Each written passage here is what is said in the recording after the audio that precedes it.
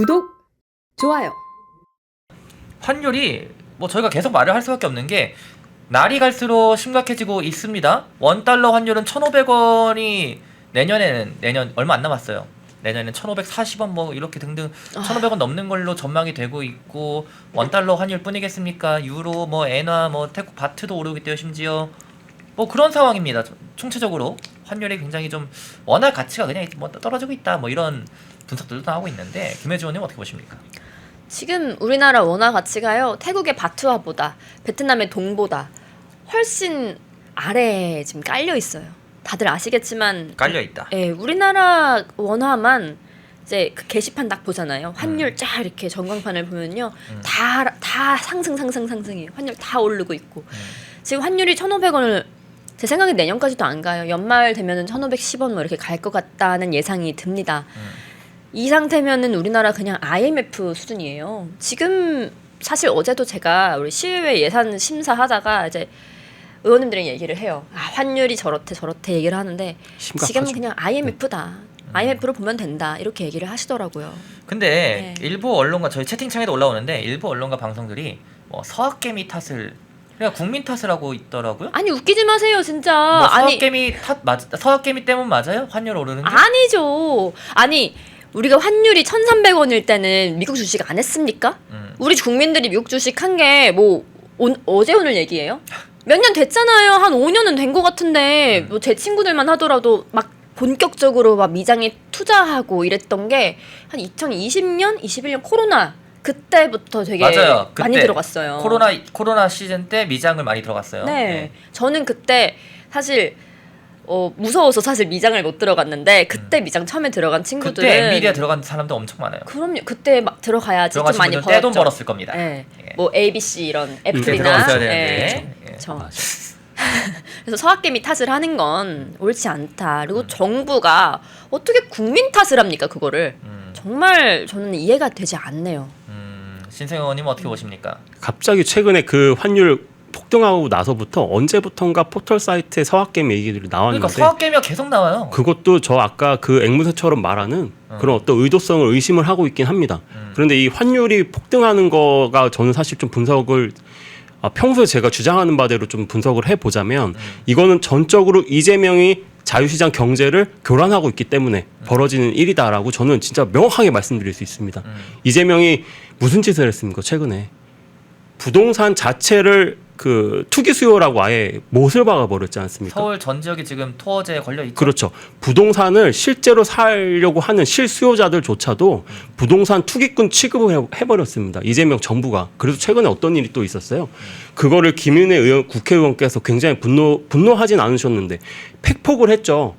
김용범 정책실장한테 너 딸도 전세 사는데 그러면 뭐 그렇게 얘기는 하진 않았지만은 너 딸도 그러면 뭐 전세를 끼고 사는 투기꾼이냐 이런 뭐 취지로 의원, 네. 너네 정책이 잘못된 거냐는 식으로 얘기를 했더니 김용범은 어떻게 했습니까? 분조장 이거를 뭐 폭발을 했죠. 그래서 막 난리를 쳤는데 전 춤추는 줄 알았어요. 이재명 정부가 부동산을 투기꾼 취급을 하는, 어쨌든 자유시장 경제를 교란한 겁니다. 이게 국가 전체의 유동자금이 풀리는 게 한 1,000조라고 가정을 합시다. 그중에 분명히 어떤 포지션은 부동산이고 어떤 포지션은 그 주식에 투자를 하고 어떤 포지션 채권 투자하고 이렇게 유동이 자연스럽게 흘러가는 겁니다. 그런데 그거를 부동산을 아예 투기라고 규정을 하고서는 규제를 이렇게 강력하게 해버리고 대출 다 옥죄고 너네는 투기꾼이야 이런 식으로 정부가 얘기를 하면서도 또 무슨 짓을 또 했나요? 그 뭐죠?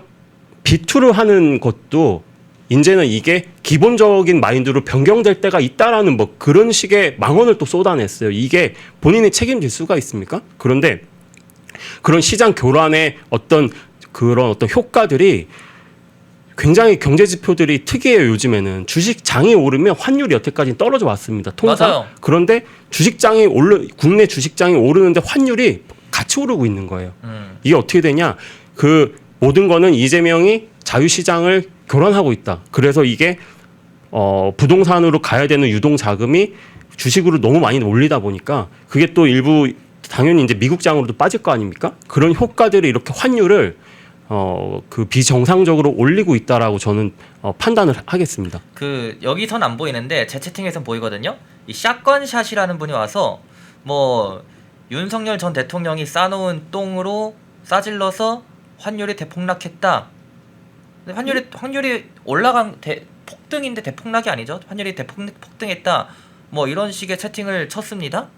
그러니까 근데 실제로 이 극좌 진영을 보면은 전 정권 탓을 하는 분들이 있어요. 이 환율 가지고. 이거는 좀 어떻게 보세요, 신성영 의원님? 끝도 없이 여기는 사실은 그러니까 민주당이 진짜 무서운 게요. 진실이 아닌 거를 진실로 만드는 능력들이 있는 겁니다. 여기 지금 댓글 들어오신 분도 어떤 의도로 그냥 진짜 앵무새처럼 기승전 내란, 기승전 윤석열 대통령인 거예요. 그냥 근거가 없으면 이런 식으로 주장을 하는 겁니다. 제가 지금도 전체 이제 유동자금과 이재명이 시장을 교란하기 때문에 발생하는 이런 전반의 사태들에 대해서 말씀을 드렸지 않습니까? 이거 솔직히 많은 경제학자들 그리고 레거시에 나오는 올드미디어에 나오는 경제 전문가들이 지금 분석하는 것들을 제가 여기서 그대로 말씀드리는 거예요. 그런데 그거를 오히려 이재명 정부는 보고를 받았겠죠, 당연히. 그거를 어느 순간부터 갑자기 포털 사이트 등에서 서학개미 탓으로 갑자기 돌리고 있습니다. 그걸 또 서학개미 탓, 전 정권 그렇죠. 탓, 뭐 국민의힘 탓. 세대 간 갈등으로 또 이렇게 비화를 시키려고 하는 거예요. 굉장히 참 국민의 한 사람으로서 분노를 합니다, 저는. 네. 김혜지 의원님은 좀 어떻게 보세요? 방금 채팅 같은 거. 아니 전 예전이 정권 탓, 아니라 1년 전에 계엄 때문에 환율 폭등했을 때는 이재명이 나와가지고 윤석열이 계엄해가지고 뭐 환율이 올라갔다. 그 당시 환율이 1,480 얼마였어요 그때? 80까지 안 올라갔던 거 80까지 올라갔습니다. 최고치. 그래요? 예. 뭐 아무튼 그렇게 올라갔을 때 윤석열이 계엄해서 그렇다 얘기해놓고서 본인이 정권을 잡았으면 환율이 내려가야 되잖아요. 그거보다 더 오르고 있잖아요. 1,480원 넘게 올라갔었는데. 그러니까요. 예. 터치했어요. 그리고 오늘도 계속 최고 수치를 계속 경신하고 있어요. 어제 오늘 계속 그러더라고요. 아니 계엄도 안 했는데 이렇게 환율을 올리시니까 이재명 대통령 참 잘하셨어요. 업적을 잘 달성하셨네요. 축하드리고 자꾸 전 정권 탓을 하는데 윤석열 정권 때 어떻습니까? 우리 윤석열 대통령 취임하고서 1년도 안 돼서 전세 사기 터졌어요. 그때 제가 어디였지? 어떤 스카이라이프 TV를 나가가지고 이거에 대해서 문재인 정권 때 전세 그 부동산 정책, 임대차 보호법 정책에 대해서도 계속해서 비판을 하면서 그것 때문에 전세 사기가 일어난 것이다 이렇게 얘기를 했어요. 그랬더니 왜 전 정권 탓을 하냐는 겁니다. 민주당 패널이. 아니 1년도 안 됐었을 때예요. 한 6개월 됐었나? 근데 전세는요. 계약하고 얼마 만에 이제 짐을 뺍니까? 여러분 아시잖아요. 2년이고 갱신하면 4년이에요. 저도 당시에 전세 사기 그 피해자 당사자였기 때문에 너무 잘 알고 있는데 전세 사기를 당하려면 최소 못해도 1년 전에 2년 전에 계약을 합니다. 그때는 문재인 정권 때예요. 그러면 이거는 당연히 문재인 정권 때 그 폭탄법으로 인해서 일어난 전세 사기 버블이 지금 붕괴가 돼가지고 피해를 본 것 아닙니까? 근데 지금 이 환율 같은 경우는요. 경제는 살아있는 거잖아요. 지금 신성영 의원님께서 굉장히 전문가들의 이야기를 잘 풀어서 이야기를 해주셨는데 환율이 고공행진을 하고 있는 거는 지금 당장의 정권이 잘못하고 있는 겁니다. 그러면 윤석열 정권 때 환율이 올랐던 거는 문재인 정권이 잘못해서 그런 겁니까? 본인들의 논리를 좀 잘 생각하고서 이야기를 하세요. 계속 윤석열 정권 때문이다. 전 정권 탓, 내란 탓하지 마시고. 내란이 그리고 판결이 났습니까? 내란 판결도 안 났는데 자꾸 내란 수계 뭐 내란 세력 우파들을 척결해라 이런 얘기를 하고 있고 정말 저 하고 싶은 말이 너무 많은데 해도 되나요? 해도 돼요? 욕만 안 하시면 돼요. 욕만 안 하시면 돼요. 예. 제가 저번 주에 5분 발언이라고 이제 의회에서 발언하는 게 있습니다. 정근식 교육감이 이제 한 혁신 고등학교 저희 지역에 있는 혁신 고등학교 강당에서 무슨 강동구 평화의 소녀상 뭐 건립위원회 뭐 이런 게 있어요. 그 콘서트를 했는데 거기 반일행동이라는 단체가 유명하죠 반일행동. 예, 찬조 출연을 했습니다. 그 반일행동 대표는요 국가보안법 위반해서 그 혐의로 체포가 된 친북 단체예요. 자. 그런 단체, 정치적인 단체가 공립학교 강당을 빌리는 것도 지금 조례를 위반하고 굉장히 잘못됐다라고 지적을 했고 정관식 교육감이 거기서 또 마이크를 들고 축사를 했습니다. 교육감이 어떻게 정치단체 행사에 가서 축사를 합니까? 시청자 여러분 이거 어떻게 생각하세요? 그거를 지적했더니 저한테 성명서를 보낸 거예요. 주말에. 어떤 성명이죠? 뭐 그 뭐랄까요? 친일 행동을 하고 역사를 왜곡한 김혜지 의원을 징계하라. 뭐 징계하라. 규탄한다. 사퇴하라. 막 아니 저는 정말 친일 행동 이해가 하셨어요? 전 친일 행동을 한 적도 없고 역사를 왜곡한 적도 없습니다. 그 발언 안에 그런 말을 한마디도 한 적이 없어요. 다만 친중은 혐오라고 한 정근식 교육감에게 그렇다면 반일은 로맨스고 반미는 정의입니까? 라고 물어봤습니다. 자, 제가 한 게 없는데 왜곡과 날조와 선동이 너무너무 특화되어 있는 분들이라서 정말 대단하다라고 느꼈고 이런 제가 어디서 이렇게 얘기를 했죠? 지금 너무 흥분을 환율 했네. 얘기하다가 전정부터 한번 이어지다가 등등등등 이어지다가 실질적으로 저도 한마디 보태면 네. 얘가 여기까지 왔어요. 네. 지금 저 내란무새 아까 내란 판결도 되지도 맞아요, 않았는데 맞아요. 내란무새 주장을 하시는 분들은 뭐 반일 반미를 외치면서 실질적인 팩트를 따져보면요, 일본은 그 우리를 이제 그 뭐죠 침략해가지고 점령했을 때 그거에 대한 사과를 뭐 10번 가까이 어쨌든 뭐 형식적이거나 아니면 뭐 재정을 좀 지원하거나 한 방식으로 했습니다. 네. 그런데 그 일제시대 끝나고 나서 6.25 전쟁이 있었어요. 아까 말씀드렸지 않습니까? 6.25 전쟁 때 중공군이 우리나라에 100만이 넘는 병사를 보내서 결국에 분단을 일으킨 주 원인이 중국입니다. 근데 중국 우리한테 사과한 적 있습니까? 없죠. 단 한 번도 없습니다. 그런데 우리가 반중을 하는 거는 그거는 뭐라고 하고 뭐 반일 반미를 하는 거는 안 되고 이런 편향적인 이런 것들 진짜 저는 규탄합니다 진짜. 네. 네네. 제가 아까 왜 내란에서 이렇게 나왔냐면은 그 콘서트에서 그 단체가 한 메시지가 뭐였냐면 역사 부정 세력은 극우 내란 세력과 한 몸이다라고 이렇게 기사까지 내고 그런 메시지를 냈어요. 냈구나. 그런 메시지를 공립학교입니다.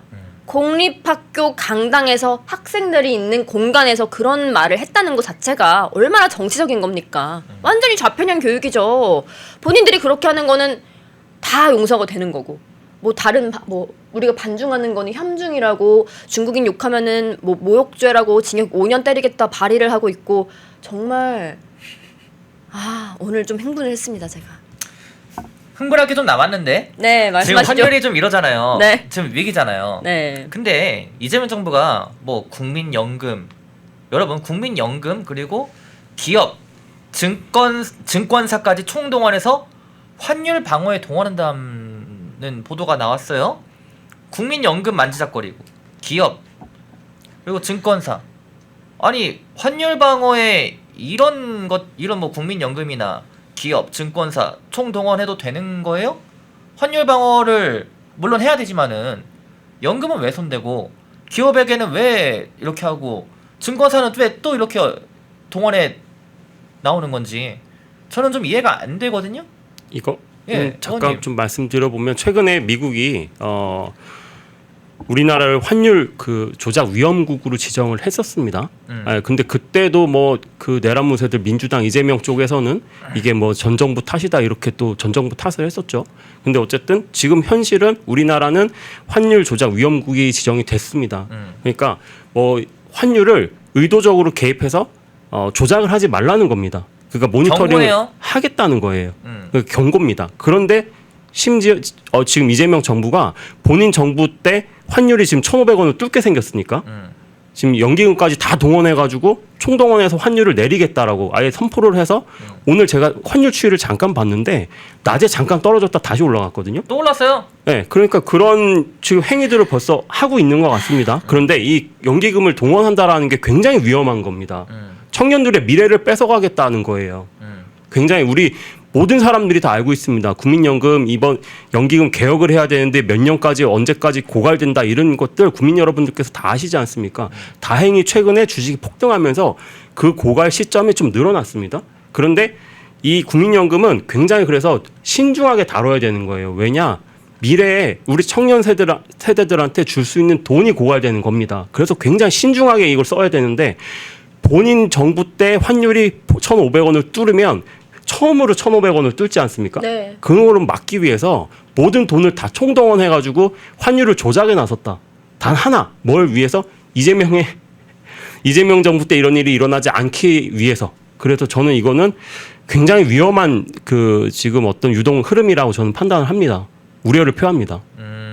네. 계룡산 도인님이 이번 달 아마 12월을 예상하신 것 같은데 12월 안에 뭐 1,500원 예상한다. 뭐 이렇게 예상을 또 해주시고 계시는데 김혜지원님은 이재명 정부의 이러한 대응 나름 뭐 본인들 딴에는 대응이랍시고 이렇게 하는 거겠죠. 네. 어떻게 보세요 대응? 아, 저는 국민연금 혹시 얼마나 내셨어요 지금까지? 저는 뭐 셀 수 없이 냈죠. 근데 그러니까 저는 저도 받을 직장 생각을 안 하고 생활 있습니다. 했었죠. 저는 못 받을 것 같아요 국민연금. 솔직히 말하면. 그쵸. 사실 저희 나이대 자체가 20, 30대는 지금 못 받는다고 생각하고 저는 포기했고 그냥 있고. 저는 효도하는 마음으로 저희 저희 부모님 세대, 저희 어머님 세대, 아버지 세대에 효도하는 마음으로 네. 그냥 내고 있습니다. 네. 지금까지 아마 뭐 우리 신성영 의원님 나이가 또 있으셔가지고 못해도 몇 천 내지 않았을까 싶거든요. 직장 생활을 했었고 꽤나 네, 됐죠. 그렇죠. 네. 저도 마찬가지예요. 직장 생활을 이게 10년 이상 하면은 그 정도 되더라고요. 네. 근데 이 국민연금을 손을 댄다. 그러니까 우리가 이미 적축해 놓은 국민연금을 저기 환율 방어하는 데 쓴다라는 거예요. 국민들 돈에 손을 댄 정부다라고 보시면 될 것 같고 제가 지금 약간 컨디션이 좋지를 않아서 할 말이 있었는데 또 잊어먹었어요. 까먹었어요? 네, 아이고. 진짜 몸살까지 걸리셨는데 이렇게 네. 투혼을 불사르고 죄송합니다. 계십니다. 네, 신세원님 대신해 주시죠 그러면은. 하여튼 생각날 동안. 요거는 그 연기금에 손을 대는 행위 자체를 진짜 청년의 이게 재앙 같은 정부다라고 누누이 말씀드렸지 않습니까? 뭐 이제 B2를 오히려 뭐 나서서 뭐 권장을 하는 발언까지 하고 뭐 지금 오히려 아까 말씀드렸던 그 도대체 환율을 왜 오르냐 이런 것들도 분석을 해보니까 경제 전문가들이 분석을 해보니까 시장 경제 교란해가지고 그런 건데 그러면 언제부터 이제 미국장에 많이 투자를 했을까? 그럼 그것도 청년 탓으로 돌리고 그렇죠. 그렇죠. 여론을 뭐 어떻게 만지는지 모르겠는데 최근에 뭐 인스타라든지 뭐 많은 그 SNS에 보면은 그 서학개미 탓을 하는 것들도 굉장히 많이 나왔고 맞아요. 지금 굉장히 이제 청년들한테 재앙 같은 정부다라는 게 최근에 어떤 토어제, 부동산 규제, 이 부동산 규제 굉장히 심각한데 주변에 전세가 이제 아예 전세 제도가 없어질 거라는 추측까지도 많이 합니다. 부동산 전문가들이. 그래서 맞아요. 총괄적으로 봤을 때 우리 미래 세대가 가져가야 되는 돈을 함부로 건드리고 부동산 사다리를 끊어버리고 진짜 이재명 정부는 청년들한테 재앙 같은 정부다.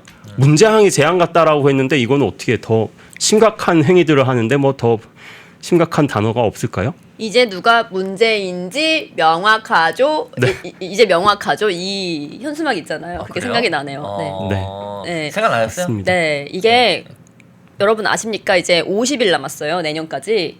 이 얼마 안 50일 남았네요. 이후에 국민연금이 0.5%씩 상승합니다. 0.5%. 이거 아무도 모르시더라고요. 저도 몰랐는데 저도 방금 알았네요. 네, 저 이제 우리 우파 친구들이 원래 제 친구인데 이제 우파가 되면서 인스타그램 같은 거에서 스토리를 엄청 올리는 거예요. 그 친구가.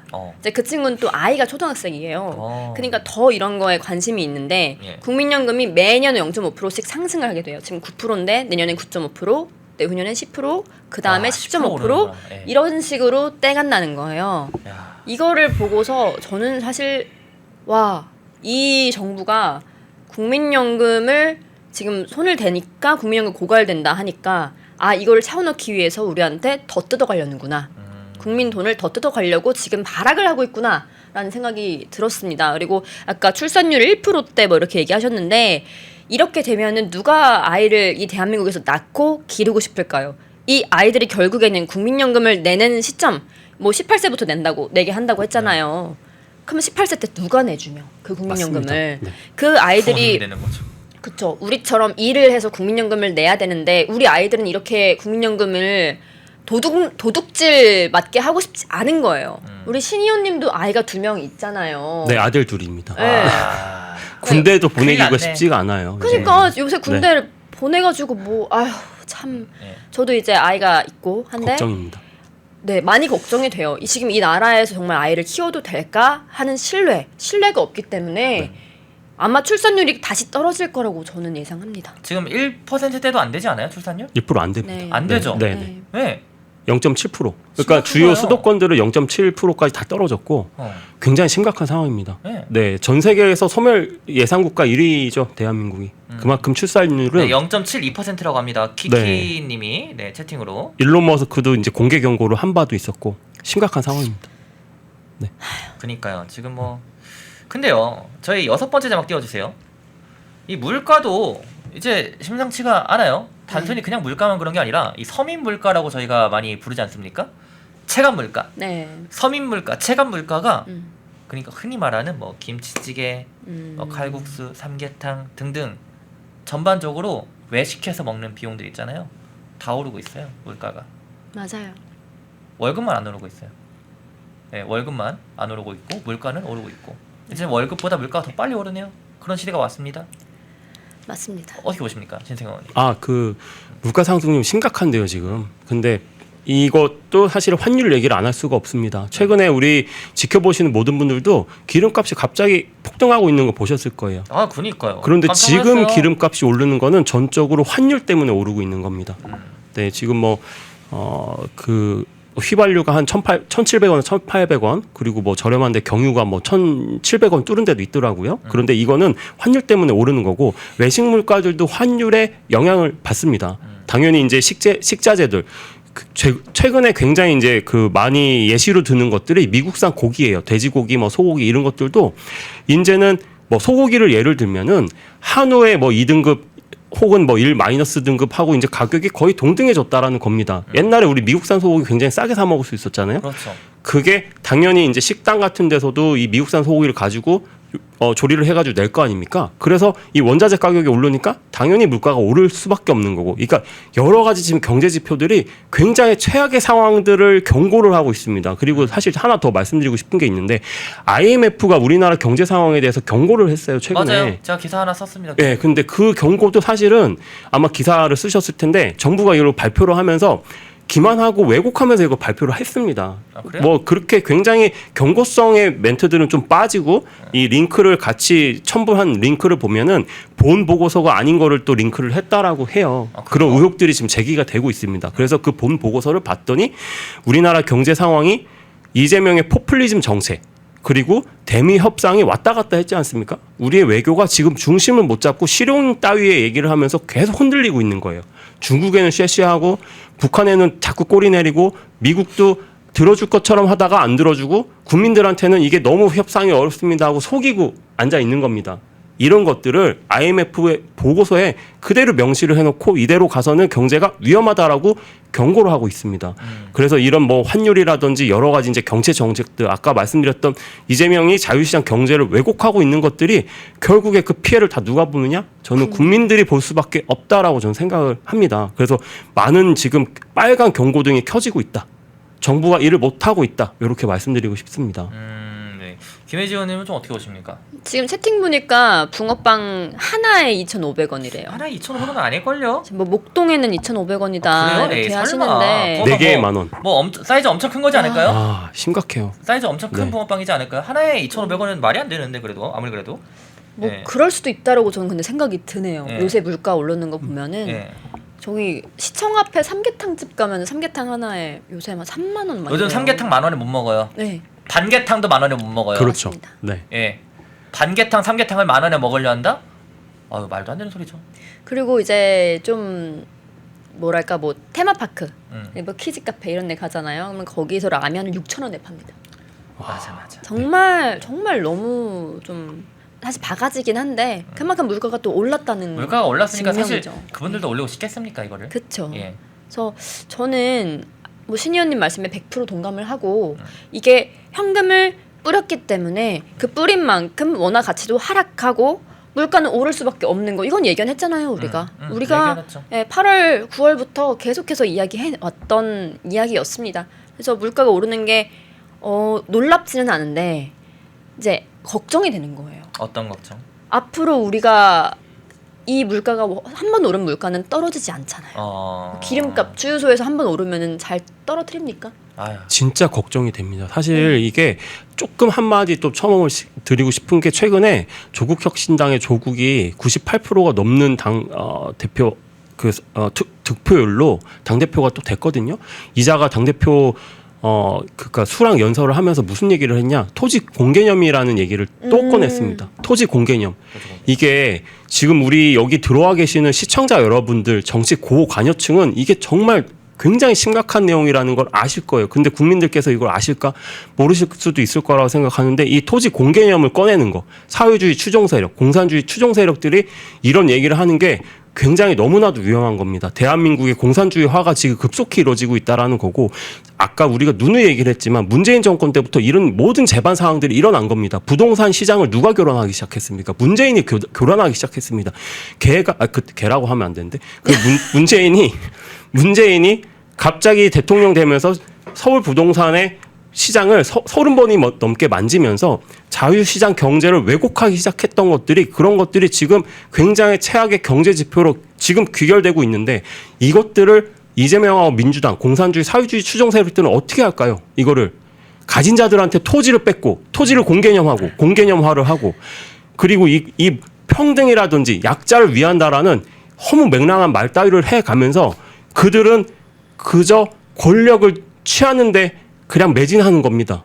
대한민국을 그냥 본인들 수하에다가 내려놓고 싶어 하는데 진짜 완전히 미쳐있는 자들이라고 저는 생각을 해요. 앞으로 이런 최악의 경제 지표들을 덮기 위해서 더 많은 말도 안 되는 행위들을 계속 해나갈 겁니다. 그래서 제가 사실 누누이 경고를 하는 게 하나가 있는데, 저도 사실 5분 발언했던 얘기를 잠깐 드리면, 해주시죠. 개헌안이 이제 내년에 우리가 이제 지방선거가 있지 않습니까? 내년 6월 3일 날 지방선거가 있습니다. 근데 이재명의 국정기획위원회 1호 과제가 뭐였는지 아십니까, 여러분? 뭐였죠? 개헌안이었습니다. 개헌. 개헌을 추진을 하는데 연임제가 됐던 뭐 중임제가 됐던 그건 중요하지가 않는데, 중요한 거는 이재명이 한 번 더 대통령을 할 수 있는지 없는지에 대한 것들을 얘네가 지금 개헌안에 전부를 다 담아서 추진을 하려고 하는 거예요. 조국이 무슨 얘기를 했냐면, 이 개헌안을 얘기를 하면서 토지 공개념에 대한 거를 개헌안에 담아야 된다라는 얘기를 하는 겁니다. 개헌이 뭡니까? 헌법이 뭡니까? 대한민국 헌정사, 대한민국 전체를 지탱하는 국민들이 다 협의를 한 대원칙입니다. 거기에다가 사회주의, 공산주의를 추종할 수 있는 이런 얘기들, 공개념 같은 얘기들을 담는 순간 우리나라는 진짜 걷잡을 수 없이 그냥 사회주의와 공산주의화가 돼버리는 겁니다. 그런데 이 개헌안이 실제로 내년 우리 지방선거 때 국민 여러분들께서 투표를 하실 수도 있어요. 그런데 거기에 그 개헌안을 찬성하고 반대하는 것들을 여러분들이 투표를 하시게 될 거지만, 그 개헌안이 도대체 누구를 위한 건지, 어떤 정권을 위한 건지, 어떤 체제 이념을 위한 건지를 면밀히 보셔야 됩니다. 약자를 위한다는, 서민을 위한다는 그런 민주당의 이재명 반국가 세력의 말을 믿으시면 안 돼요. 그래서 저는 굉장히 크게 우려가 돼서 이거를 제가 5분 발언 때도 말씀드렸던 적이 있었고, 누누이 제가 경고를 하고 있습니다. 네, 김혜지 의원 5분 발언도 소개해달라고 키키님이 아까 소개했잖아요. 네. 예, 아까 소개했습니다. 좀 돌려보시면은 예, 좋을 것 같습니다. 김혜지 의원 5분 발언도 소개했으니까 섭섭해하지 않으시면 좋을 것 같습니다. 자, 그러면은 이게 뭐 사실 뭐 물가만 오르는 게 아니라 지금 전반적으로 다 오르고 있지 않습니까? 의식주, 국민들의 의식주가 위협받는 그런 상황입니다. 네. 그런 상황이라는 분석도 많이 나와요. 지적도 많이 나오고. 그러면 이게 지금 밑에서부터 망가지면은 결국에는 다 무너지는 거 아니에요? 이거는? 당연하죠. 예, 김혜지 의원님. 네. 예. 그러니까. 다 무너지는 게, 저도 이게 굉장히 위험한 그 경제 지표에 이제 빨간 등이 켜지고 있는데, 이게 어느 한순간에 걷잡을 수 없이 확 무너질 수도 있다라고 생각을 해요. 지금 사실은 아르헨티나 같은 나라들이 물가 상승률이 100%가 넘었었죠. 아르헨티나 여러분들이 아시는 것처럼 그렇게 못 사는 나라가 아니었습니다. 맞아요. 우리나라는 뭐 12 영재권 안에 들어온 적도 있었으나 지금은 한 10에서 22 정도에 위치했다라고 판단합니다. 아르헨티나도 22에서 30위에 해당하는 강대국 중 하나였습니다. 그런 나라들조차도 이 경제적 불황이 왔었던 이유들이 정치를 못해서, 국민들한테 정치인들이 포퓰리즘 정책을 뿌려대고 자유시장 경제를 왜곡하고, 그런 정책들을 표파리를 위해서 그런 정책들을 무책임하게 뿌려대기 때문에 경제가 망가졌던 건데, 그게 어느 순간 도미노처럼 무너져가지고 굉장히 그 악조건에 놓여졌었는데, 그거 갑자기 어느 순간 우리나라도 그렇게 될 수 없을 거라는 보장을 못한다고 저는 생각을 합니다. 네, 굉장히 그래서 지금 위험한 상황이다. 그 베네수엘라 이야기를 좀 해드리면은 그렇죠. 네, 베네수엘라 다큐멘터리가 있었어요. 다큐도 있어요? 아 다큐멘터리가 아니라 유튜브였어요. 유튜브? 그 네. 여행 유튜버가 베네수엘라에 가서 그 서민들과 막 얘기도 하고 직접. 왜 이렇게 사느냐 뭐 이런 얘기를 해요. 근데 거기 나오는 게 베네수엘라 옆에 콜롬비아였나 쿠바였나 거기서 넘어오시는 분들이 계셨던 거예요. 넘어온다고 베네수엘라로? 왜 넘어와요? 옛날에 아. 10몇 년 전에 어. 왜 베네수엘라로 그럼 왔어요? 하니까 베네수엘라가 잘 사는 나라라서 그때 당시에는. 네. 돈을 뿌렸죠. 아니, 돈 뿌리기 전에 네, 네. 이제 여기서 돈 많이 벌고 싶어서 왔어요. 근데 지금은 가판대에서 이거 장사하고 계세요. 그분이 길거리에서 뭐 길거리에. 주스 같은 거 만드시고 그런 분이셨어요. 근데 거기는 돈이 진짜 휴지 조각 같은 거예요. 정말 은 하나 바꾸는데 뭐 돈이 별 돈이 아니에요. 그냥 뭐 한찰 이러고 다녀요. 지금 그냥 베네수엘라 사람들이. 머니가. 네. 거기는 달러로 그리고 이제 좀 달러로 거래를 하는데 우리나라는 아직 달러 거래는 아니잖아요. 그렇죠. 예. 근데 제가 아까 채팅을 보니까 어떤 분이 곧 달러로 거래하는 순간이 온다라는 분이 계셨어요. 이미 근데 많은 분들이 달러로 많이 바꿨어요. 네. 저도 그런 말들을 보니까 우리나라도 혹시 베네수엘라처럼 변하면 우리나라도 지금 배급받는 뭐 베네수엘라 보니까 한 달에 뭐 4인 가족이면은 쌀 얼마 뭐 고구마 몇 개 배급을 해줘요 베네수엘라. 그렇대요. 배급을 해준대요 음식을. 어. 근데 그게 막 푸짐하게 먹고 이런 양이 아니라 딱 4인 가족에 맞게. 그냥 목숨만 유지할 수 있게끔. 네. 그리고 이게 정부에서 중앙정부에서 내리는 게 아니라 지자체별로 다르대요. 내려오는 음식물들이 다 다르다고 하더라고요. 그러니까 우리나라도 혹 이렇게 될 수 있어요. 지금 지자체도 다 지방자치 하니까 우리끼리 할게. 근데 지금 다 뭐 배급이 지방자치들 있다. 다 뭐 민생지원금이니 소비쿠폰이 다 이미 그렇게 하고 있잖아요. 자기들끼리 막 뿌리고 있던데. 그게 이미 배급이에요.